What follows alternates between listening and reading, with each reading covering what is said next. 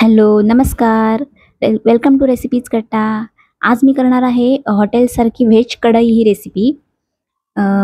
रोज-रोज काय भाज्या करायच्या हा प्रश्न पडतो. सो आज म्हटलं आपण हॉटेलसारखी भाजी करूया. तर त्यासाठी इथे मी आधी एक मसाला तयार करून घेतलाय. त्यासाठी धणे, जिरे आणि सुक्या 2-3 लाल मिरच्या छान परतून घेतलेल्या आहेत आणि त्यानंतर हा मसाला वाटून घ्यायचा आहे. इथे छान परतून झालंय. हे थोडंसं गार झाल्यावर आपण वाटून घेणार आहोत. तर त्यानंतर त्यानंतर मी इथे काही भाज्या घेतल्या आहेत. फ्लॉवर, सिमला मिरची आणि फरसबी आणि मटार. गाजर नव्हतं माझ्याकडे, गाजर सुद्धा तुम्ही ॲड करू शकता यामध्ये. तर थोडंसं तूप घेतलंय, बटर नव्हतं म्हणून तूप घेतलंय आणि त्यात मी या भाज्या परतून घेणार आहे. तर फ्लॉवर आणि फरसबी ॲक्च्युली आधी परतून घ्यायची आहे थोडी.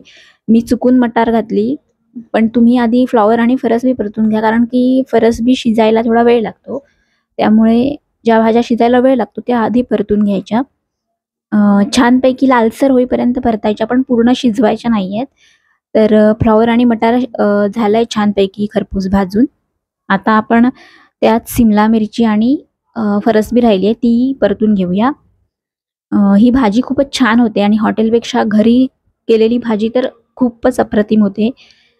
तर आता फरसबी आणि सिमला मिर्च ॲड करूया आणि तुपावरच परतायच्या आहेत. त्यानंतर थोडासा टोमॅटो घालूया.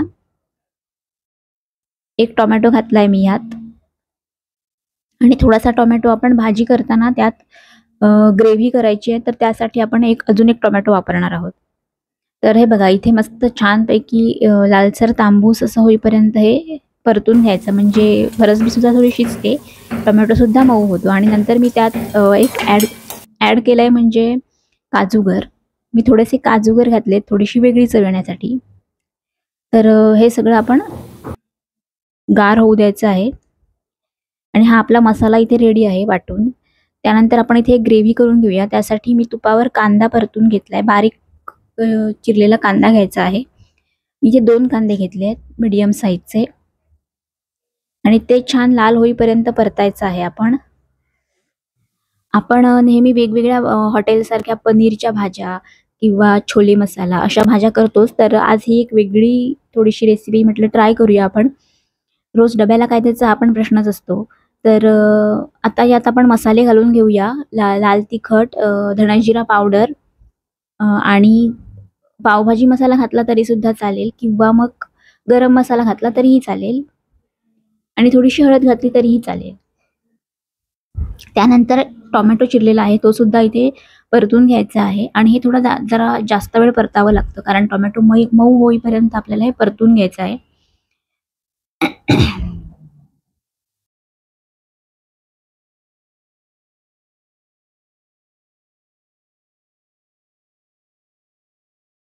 त्यानंतर ह्याच्यात गरम पाणी घालायचं थोडंसं आणि झाकण ठेवून थोडंसं शिजू द्यायचं याला, म्हणजे छान ग्रेव्ही तयार होईल दाटसर. पाणी अजून हवं असेल तर तुम्ही अजून ॲड करू शकता. जशी तुम्हाला कन्सिस्टन्सी हवी असेल त्यानुसार तुम्ही पाणी ॲड करू शकता. तर हे बघा इथे टोमॅटो बऱ्यापैकी मऊ झालेला आहे.